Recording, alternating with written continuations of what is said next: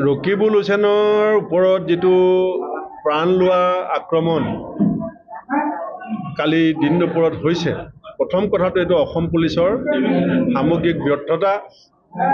পুলিচে এগৰাকী জনপ্ৰতিনিধিক সুৰক্ষা দিয়াত যে ব্যৰ্থ হৈছে, আৰু চবতছে ডাঙৰ কথা যে তেখেতৰ নিৰাপত্তা দায়িত্বত থকা নিৰাপত্তাৰক্ষীকো সেই গুণ্ডাবিলাকে গুৰুলাগুৰুলকৈ প্ৰহাৰ কৰিছে।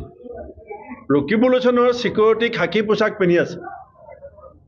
খাকী পোছাকত যদি কোনোবাই গুণ্ডাই হাত দিছে, এইটো মই ক'ম যে ৰকিবুল হুছেইনৰ চিকিউৰিটি গাত হাত দিয়া নাই, প্ৰত্যেকজন অসম পুলিচৰ ডাঙৰ ডাঙৰ বিষয়াৰ গাত হাত দিছে। খাকী পুলিচত অশোক স্তম্ভ লগোৱা থাকে। খাকী পুলিচ পিন্ধি থকা পুলিচৰ গাত হাত দিয়াৰ অৰ্থ হৈছে আমাৰ দেশৰ গণতন্ত্ৰৰ প্ৰতি ভাবুকি আহিছে, দেশৰ সংবিধানৰ প্ৰতি ভাবুকি আহিছে। অশোক স্তম্ভত ডিজিপিৰ গাত থাকে। পুলিচে খাকী পোছাক অকল কনিষ্টবলে নিপিন্ধে, সকলো IPS অফিচাৰে পিন্ধে, APS অফিচাৰে পিন্ধে।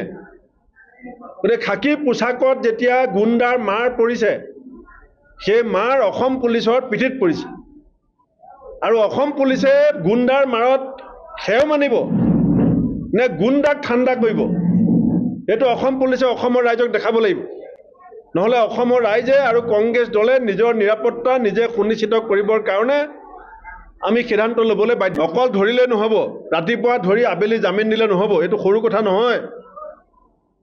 দিনৰ পোহৰত খাকী পোছাক পিন্ধি থকা, বন্দুক লৈ থকা চিকিউৰিটিক মাৰ ধৰ কৰিব পৰা গুণ্ডা বিজেপিৰ শাসনকালত অসমৰ মানুহে দেখিছে।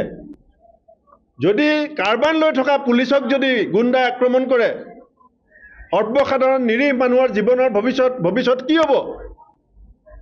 মানুহক ভয় খুৱাব বিচাৰিছে নেকি বিজেপিয়ে? পুলিচক মাৰিবলৈ গুণ্ডাই ইমান সাহস কেনেকৈ পাইছে? পুলিচে লাজ পোৱা নাই, আমি লাজ পাইছোঁ। অসম পুলিচৰ পিঠিত গুণ্ডাৰ মাৰ পৰাৰ পিছত প্ৰত্যেকগৰাকী অসমীয়াই লাজ পাইছে। অসম পুলিচৰ স্বাভিমান আত্মসন্মান কালি গুণ্ডাই লাঠি লৈ পেলাই উৰাই দিছে। আৰু এই গুণ্ডাক যদি অসম পুলিচে ধৰিব নোৱাৰে, শাস্তি দিব নোৱাৰে, অসম পুলিচৰ ওপৰত মানুহৰ কিন্তু ভৰসা হেৰাব।